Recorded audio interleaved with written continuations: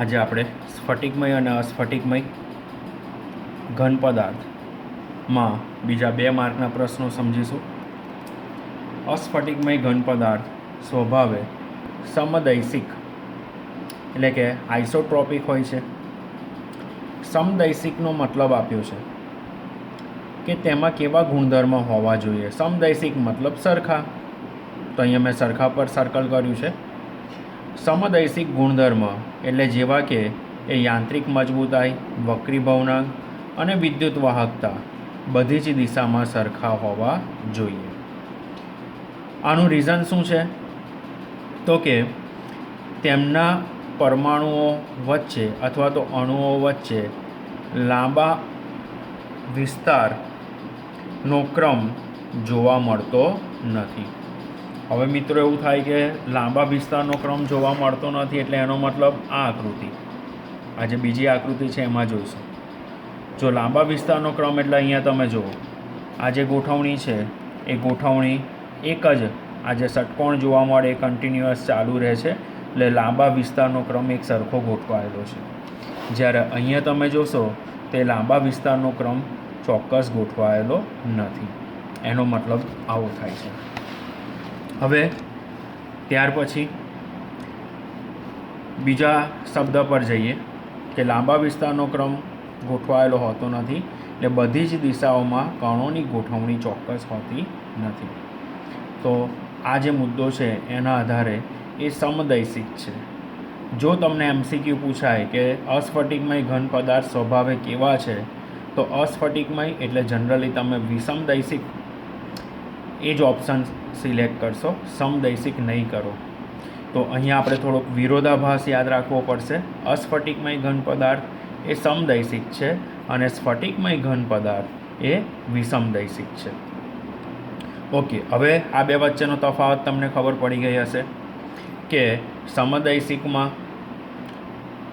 પરમાણુઓની ગોઠવણી ચોક્કસ જોવા મળતી નથી, એટલે એમના યાંત્રિક મજબૂતાઈ, વક્રીભવનાંક અને વિદ્યુત વાહકતા બધી જ દિશામાં કેવા જોવા મળે છે? સરખા. ઓકે, એટલે અહીંયા આગળ તમે કન્ફ્યુઝ ના થતા કે અહીંયા કેમ આ વસ્તુ સરખી આપેલી છે. તો સરખી એટલે ટૂંકા ગાળામાં ગોઠવાયેલા છે. ટૂંકા ગાળામાં ગોઠવાયેલા હોય તો એની ગોઠવણી આપણને ચોક્કસ જોવા મળશે નહીં. હવે સ્ફટિકમય ઘન પદાર્થ એ વિષમદૈશિક છે, એટલે કે એક જ સ્ફટિકમાં જુદી જુદી દિશામાં તેમની ભૌતિક ગોઠવણી જેવા કે વિદ્યુત અવરોધ અને વક્રીભવનાંકના મૂલ્યો અલગ અલગ જોવા મળે છે, કારણ કે તેમાં રહેલા અણુ, પરમાણુ કે આયન એટલે કે કણોની ગોઠવણી જુદી જુદી ગોઠવણીના લીધે ઉદ્ભવે છે અને જે લાંબા અંતર સુધી એક સરખી જ જોવા મળે છે. પછી મિત્રો આપણને બાજુમાં એક આકૃતિ આપેલી છે. કણોની જુદી જુદી દિશામાં જુદી જુદી ગોઠવણીના કારણે એ વિષમદૈશિકતા દર્શાવે છે. હવે વિષમદૈશિકતા એટલે એનો મતલબ એવો થયો કે આ સ્ફટિકમય ઘન રચનાની સમજૂતી આપી. અહીંયા તમે જુઓ તો A અને B ભાગ, એટલે આ A અને B ભાગ વચ્ચે આપણને વિભાજિત કર્યા છે. ડાબી બાજુએ જુઓ તો જેટલા મોટા સર્કલ છે, નાના સર્કલ છે, એટલી જ સંખ્યા અહીંયા છે. જ્યારે જમણી બાજુએ પણ તમે જોશો તો અહીં આગળ મોટા સર્કલની સંખ્યા 3 છે અને નાના સર્કલની સંખ્યા 2 છે. તો એ રીતે હરોળમાં ગોઠવવામાં આવ્યા છે. હવે તમે અહીં આગળ C અને D લાઈન જુઓ છો, તો C અને D લાઈન તે જે ગોઠવણી છે એ ગોઠવણીને સરખા ભાગે વિભાજિત કરવા પ્રયત્ન કરેલો છે. તો એની જે સમજૂતી છે એ આપણે અહીંયા લઈ શકીએ. તો જો બે પરમાણુઓને સાદી દ્વિપરમાણીય ભાતની ગોઠવણી દર્શાવવામાં આવે તો તેમના આકાર, પ્રતિબળના અવરોધ જેવા કે યાંત્રિક ગુણધર્મ એ આકૃતિમાં દર્શાવ્યા પ્રમાણે બે દિશામાં તદ્દન જુદા હોઈ શકે છે. એટલે અહીં આગળ CD દિશા દર્શાવેલી છે, આગળ અહીંયા ક્રોસ લાઈન છે તે, જેમાં બે જુદા જુદા પ્રકારના પરમાણુઓ ધરાવતી હરોળને દૂર કરવા પ્રયત્ન કર્યો છે અને AB દિશા જે ઊભી દર્શાવી છે એમાં એ હરોળને એક જ પ્રકારના પરમાણુઓને દૂર કરવા પ્રયત્ન કર્યો છે.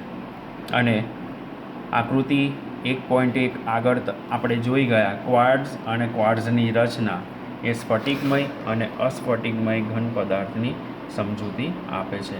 એ સ્ફટિકમય છે, બી એ અસ્ફટિકમય છે. હવે એના પછી આપણે ત્યારબાદ સ્ફટિકમય અને અસ્ફટિકમય પદાર્થ જેવા જ બીજા કેટલાક પદાર્થ જોવા મળે છે કે જે દેખીતી રીતે એની ચોક્કસ ગોઠવણી નથી, એટલે અસ્ફટિકમય જેવા લાગે છે, પરંતુ તેઓ અતિ સૂક્ષ્મ સ્ફટિકમય રચના ધરાવતા જોવા મળે તો આવા પદાર્થને આપણે બહુસ્ફટિકમય ઘન પદાર્થ કહે છે.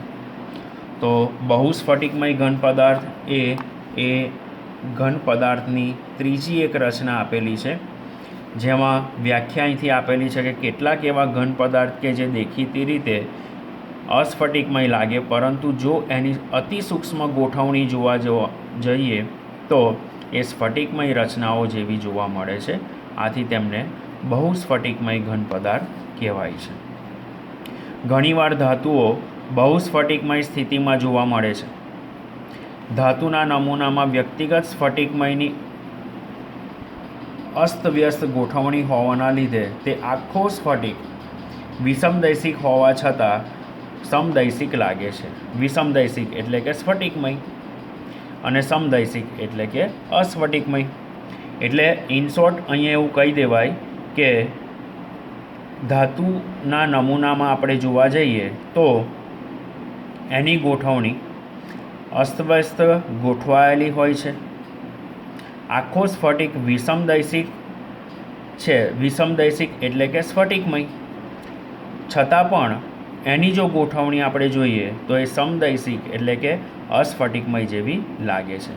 ત્યાર પછી એના ઉપયોગો આપ્યા છે.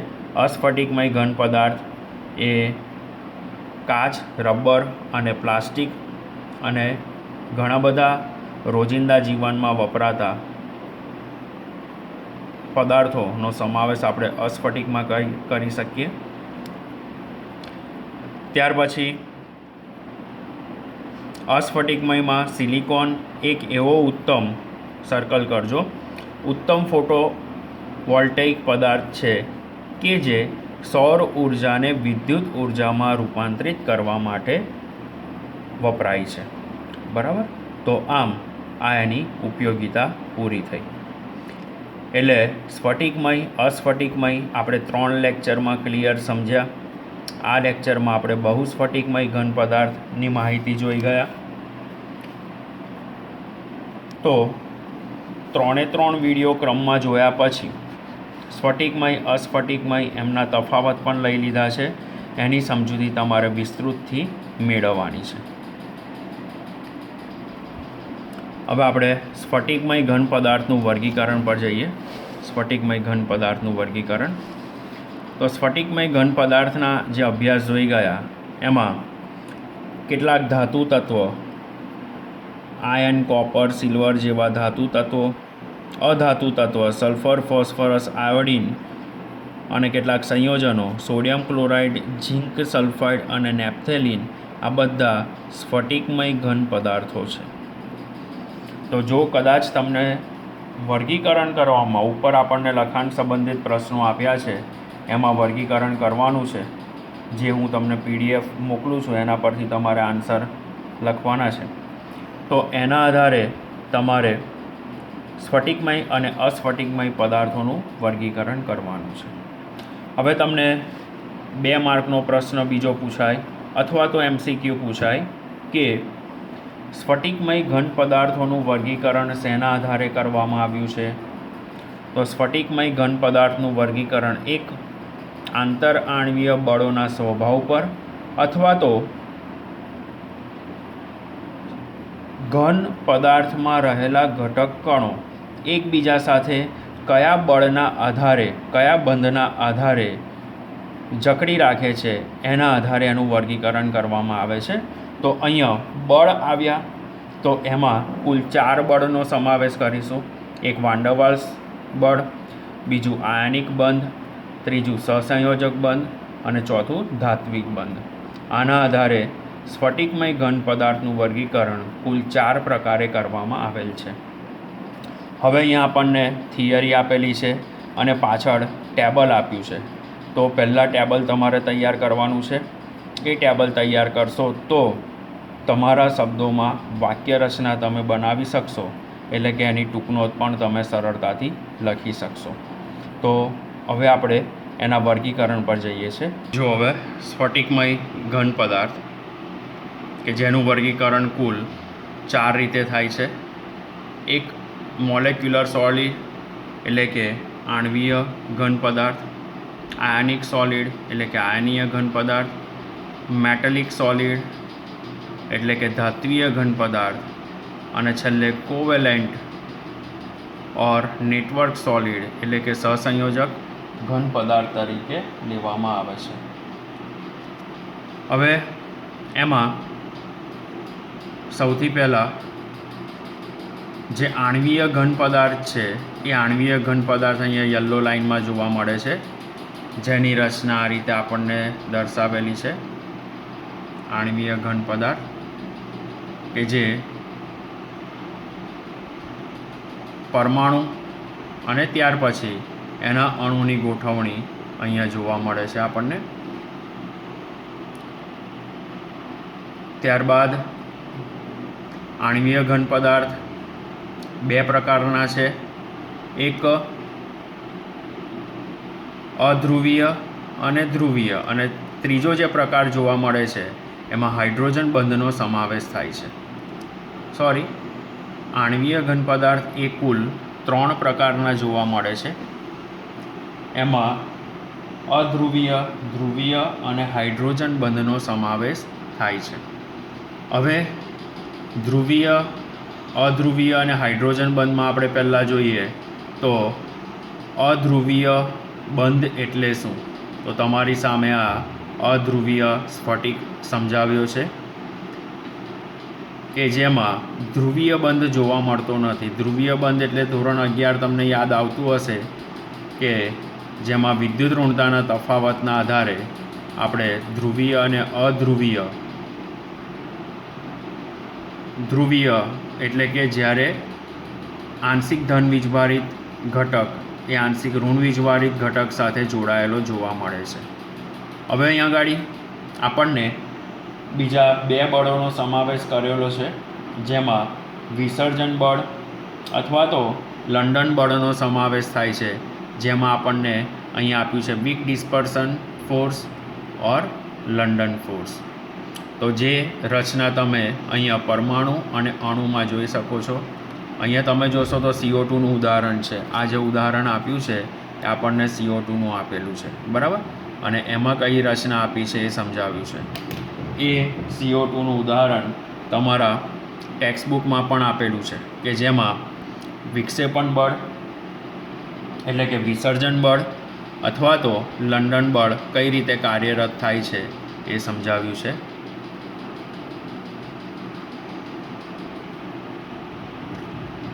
તો અહીંયા આગળ તમને આ જે ફોર્સ છે ફોર્સ જતો જોવા મળે છે. ત્યાર પછી અધ્રુવીય ઘન પદાર્થમાં કોનો સમાવેશ થાય છે? તો કે લિક્વિડ પણ હતો અને ગેસ પણ હતો. તો એમાં એક રચના આપણને આપેલી છે કે જેમાં સોડિયમ વચ્ચે જે સંયોજકતા કોષમાં રહેલા જે ઇલેક્ટ્રોન છે એના વડે એ ધાતુ બનેલો છે. હવે આપણે જઈએ છીએ ધ્રુવીય બળ પર. ધ્રુવીય આણ્વીય ઘન પદાર્થ એટલે એમાં તમે H2Oનો સમાવેશ કરી શકો છો અને HClનો પણ સમાવેશ કરી શકો છો. તો તમારી સામે આ જે રચના આપેલી છે એ H2Oની છે અને આ જે રચના છે એ HCl.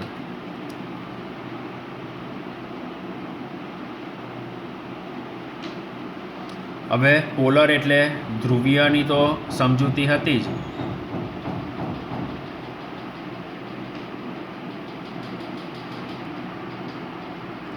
જો અહીંયા ધ્રુવીય બંધની રચના સમજાવેલી છે. એમાં સલ્ફર ડાયોક્સાઇડ આપેલું છે, H2O નથી, સલ્ફર ડાયોક્સાઇડ, અને આ હાઇડ્રોક્લોરિક એસિડ હતો. ત્યાર પછી પોલર મોલેક્યુલર સોલિડ, એમાં ડાયપોલ ઇન્ટરેક્શન એટલે કે તમે જુઓ તો એને દ્વિધ્રુવીય પારસ્પરિક પ્રક્રિયા કહેવાય. હવે એ જે ઇન્ટરેક્શન છે એમાં આ જે કર્સર ફરે છે અહીંયા મારી, એ કર્સરમાં બે પરમાણુ અથવા તો અણુ વચ્ચે જે દ્વિધ્રુવીયતાના લીધે જે ફોર્સ જોવા મળે છે એ ફોર્સ અહીંયા દર્શાવ્યો છે, જે તમે સ્પ્લિટિંગ વડે જોવા મળે છે. જોવા ક્લિયર? તો એને ડાયપોલ ઇન્ટરેક્શન તરીકે લઈશું કે જે એકબીજા સાથે જોડાયેલા છે. જેના ઉદાહરણ તરીકે આપણે લઈએ તો ગેસ અને લિક્વિડ, કે જેને કોમ્પ્રેસ કરીને એટલે કે ઊંચા દબાણે આપણે કોઈ એક પાત્રમાં એને બંધ પાત્રમાં એને એકઠો કરવામાં આવે છે, ભરવામાં આવે છે. જેમાં ગેસ એ પાત્રનું સમગ્ર કદ ને કવર કરી લેશે, એ વિસ્તારમાં પ્રસરેલો જોવા મળશે, જ્યારે લિક્વિડ એ એના ચોક્કસ વિસ્તારમાં જ જોવા મળશે. પ્રવાહી એ ચોક્કસ વિસ્તારમાં જોડાયેલો જોવા મળશે. તો આ એના ઉદાહરણ છે. ત્યાર પછી હવે આપણે બીજા એક ઘટક પર જઈએ. હવે તમને હાઇડ્રોજન બંધની રચના જોવા મળે છે. હાઇડ્રોજન બંધની રચના મેં H2O સમજાવેલી છે, HF સમજાવેલી છે, NH3 જે દ્વિપરમાણીય આકૃતિ દર્શાવેલી, એના બદલે અહીંયા તમને ત્રિપરિમાણીય રચના જોવા મળે છે, જેમાં આ ધ્રુવીય સહસંયોજક બંધ જોવા મળે છે, જેમાં આ પાણીનો અણુ છે, આ ઓક્સિજન છે અને આ બે હાઇડ્રોજન છે. રાઈટ? તો ઓક્સિજન એ આંશિક ઋણ વીજભારિત, હાઇડ્રોજન એ આંશિક ધન વીજભારિત, અને આ જે આંશિક ધન વીજભારિત છે તો ત્યાં બંધ જોવા મળે. એવી રીતે બાજુમાં તમને સમજાયું છે કે HCl, H2O એટલે HF સમજાવ્યું છે, બાજુમાં આઈસ આપ્યો છે એટલે કે H2O પાણીનું ઘન સ્વરૂપ, HF હાઇડ્રોજન બંધ સમજાવ્યો છે, બાજુમાં તમને બરફમાં સમજાવે છે કે જેના લીધે એ ઘન અવસ્થા ધારણ કરવા પ્રયત્ન કરે છે. ત્યાર પછી વચ્ચે એડ આવી ગઈ હતી. હવે અહીંયા હાઇડ્રોજન બોન્ડ HF અને H2O જોવા મળ્યો. ત્યાર પછી જેના લીધે ઘન સ્વરૂપ જોવા મળે છે, ડાબી બાજુ તમે જોશો તો સોફ્ટ સોલિડ કે જે મૃદુ છે, અને વોલેટાઇલ લિક્વિડ એટલે કે સરળતાથી બાષ્પાયન પામી શકે તેવો પ્રવાહી. હવે આમ અહીંયા આણ્વીય ઘન પદાર્થના જે 3 સ્વરૂપ છે એ પૂરા થાય છે. ત્યાર પછી આપણે જઈએ છીએ આયનિક ઘન પદાર્થ. આયનિક ઘન પદાર્થની રચના અહીંયા દર્શાવી છે. સિમ્પલ આપણે NaClનું ઉદાહરણ લઈ શકીએ કે જેમાં એક Na આજુબાજુ 6 Cl અને એક Clની આજુબાજુ 6 Na ગોઠવાયેલા છે. હવે NaClની રચના સમજવા માટે અહીંયા Na એ ધન વીજભારિત બને છે કે જેના સંયોજકતા કોષનો ઇલેક્ટ્રોન ક્લોરીન તરફ આકર્ષાય છે અને ક્લોરીન મેળવે છે. તો આ રીતે સોડિયમ ક્લોરાઇડ, સિઝિયમ ક્લોરાઇડ અને ઝિંક સલ્ફાઇડમાં આયનિક ઘન સ્ફટિક જોવા મળે છે, જેની અલગ અલગ રચના આપણને દર્શાવેલી છે. આ NaCl, આ CHCl, સિઝિયમ ક્લોરાઇડ અને ઝિંક સલ્ફાઇડ ZnS, જેનું હું ટેબલ મોકલીશ અને એ ટેબલ પરથી તમારે સ્ફટિકની રચના લખવાની છે અને એમાં એની ગોઠવણી કયા પ્રકારની છે એનો પણ નિર્દેશ થાય છે. એ છેલ્લે આપણે લઈશું. ગુણધર્મ આપ્યા છે કે ઘણું ઊંચું ગલનબિંદુ અને ઉત્કલન બિંદુ ધરાવે છે, સખત પણ બ્રિટલ એટલે કે તૂટી શકે તેવું છે, હાર્ડ બટ બ્રિટલ, સખત પણ બરડ, એ રીતે. અને એ એટલે વિદ્યુતના અવાહક છે, નોન કંડક્ટર તરીકે લઈશું. હવે અહીંયા આપણને આયનિક ઘન પદાર્થ, હવે આજે તમે પ્રેક્ટિકલ જુઓ છો એ તમારે ફિઝિક્સમાં કરવાનો આવશે, જેમાં NaClની રચના આપેલી છે કે જેનો કોષ બનાવ્યો હતો અને એ કોષની રચના આપણે જોઈ. હવે આપણે ધાત્વીય ઘન પદાર્થ તરફ જઈએ છીએ, જેનું ઉદાહરણ કોપર, આયર્ન, સિલ્વર અને મેગ્નેશિયમ લઈ શકાય. તો આ બધા જ ધાતુ તત્વો કે ધાત્વીય બંધ, હવે તમને મિત્રો ખબર હોય તો ધાત્વિક બંધ એટલે શું, તો એનો વચ્ચે એક આપ્યું છે કે બિન સ્થાનાંતરિત ઇલેક્ટ્રોન, એટલે કે બિન સ્થાનાંતરિત ઇલેક્ટ્રોન એ સમગ્ર સ્ફટિકમાં ફરતો રહેલો ઇલેક્ટ્રોન ને આપણે બિન સ્થાનાંતરિત ઇલેક્ટ્રોન કહીએ છીએ, જ્યાં અહીંયા તમને ઇલેક્ટ્રોન બધા જ સ્ફટિકમાં બધી જ બાજુમાં ફરતા જોવા મળે છે. અને એમાં ધન વીજભારિત પરમાણુ કર્નલ, એટલે કે પ્લસ ચાર્જ ધરાવતો ધન વીજભારિત પરમાણુ કર્નલ, એમની વચ્ચે જે બંધ બને છે એ બંધને ધાત્વિક બંધ તરીકે લેવાશે. તો આ જે સ્ફટિક છે, સ્ફટિકમાં જે બ્લિંકિંગ થાય છે અને યલો કલરના જે સ્પ્રેડ થાય છે એ ધાત્વિક બંધની રચના અને ઇલેક્ટ્રોનનો સમુદ્ર નમૂનો, આમ બે વસ્તુનો નિર્દેશ કરે છે. હવે એ ધાત્વિક બંધમાં ઇલેક્ટ્રોન એક જ દિશામાં ફરતા જોવા મળે છે, એટલે કે સમુદ્ર કલ્પવામાં આવેલો, અને એમાંથી સ્થાનાંતરિત ઇલેક્ટ્રોન કેવી રીતે પસાર થાય છે અને ધન વીજભારિત પરમાણુ કર્નલ વચ્ચે કઈ રીતે બંધ બને છે એની રચના દર્શાવવા પ્રયત્ન કરી છે. ઉદાહરણ મેગ્નેશિયમ અને કોપરનું આપ્યું છે કે સખત, ટિપ્પણીય, એમના ગલનબિંદુને ઊંચા રેન્જના જોવા મળે છે. હવે આપણે છેલ્લા તરફ જઈએ કે સહસંયોજક અથવા તો જાળીદાર ઘન પદાર્થ. તો સહસંયોજક અથવા જાળીદાર ઘન પદાર્થની અંદર આપણે લઈએ તો SiO2 quartz, silicon carbide SiC, hero અને ગ્રેફાઇટ તરીકે લઈ શકાય. જેમાં અહીંયા આપણને આ એક સહસંયોજક જાળીદાર ઘન રચના દર્શાવવા પ્રયત્ન કર્યો છે. જે મેં ઉદાહરણ બોલ્યો એ અહીંયા આવી ગયા. ની રચના આપણે જોઈ જ ગયેલા છે. 11મા ધોરણમાં આપણે 3 રચના જોઈ જ ગયેલા છે, એટલે હવે રિપીટ કરતો નથી હું. એમના મેલ્ટિંગ પોઈન્ટ એટલે કે ગલનબિંદુ આપેલા છે, જે ઘણી ઊંચી રેન્જના જોવા મળે છે.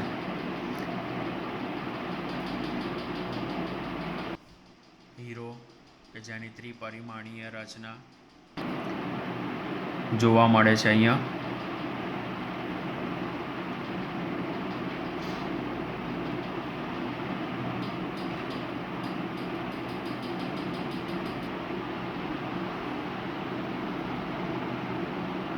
હીરો ત્રિપરિમાણીય રચના અને વાસ્તવિક અવસ્થા દર્શાવી છે. ગ્રેફાઇટ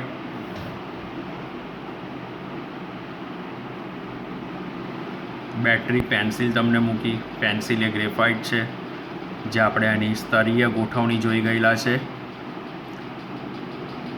બંને વચ્ચે જોવા જઈએ તો સ્તરીય ગોઠવણીમાં સંકરણ તો કે sp3 હીરો અને ગ્રેફાઇટમાં sp2 યાદ આવતું હશે તમને.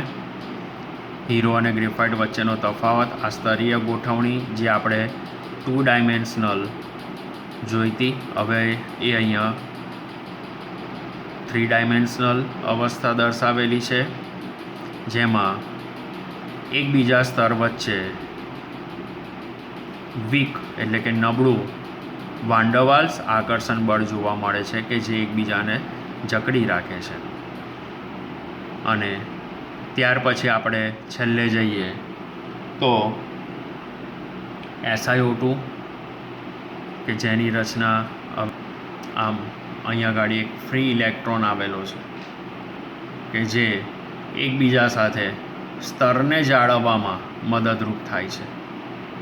હવે આ એક રચના આપણને આપેલી છે SiO2.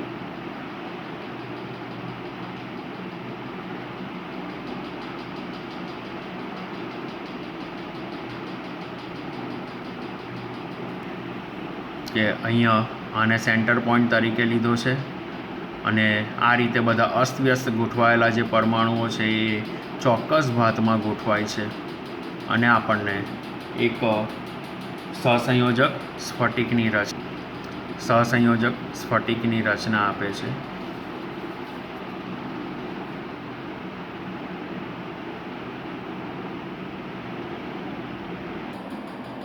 તો આમ સ્ફટિકમય ઘન પદાર્થનું વર્ગીકરણ આપણે અહીંયા પૂરું કરીએ છીએ.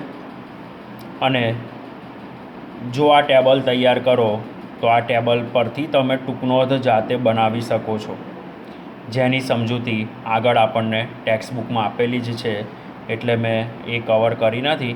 આ ટેબલને આપણે ક્લિયર રીતે એની સમજૂતી મેળવી ગયા અને આ ટેબલને ટીક કરી દેજો કે જે MCQ તરીકે પૂછાય ગુજસેટ અને JEE નીટ માટે અગત્યનું આ એક ટેબલ છે. તો સ્ફટિકમય અને અસ્ફટિકમય રચનાનો જે પોર્શન છે અહીંયા આગળ પૂરો કરીએ છીએ અને હવે આગળ આપણે સ્ફટિક લેટાઇસ અને એકમ કોષની રચના પર જઈશું, જે નેક્સ્ટ લેક્ચરમાં લઈશું.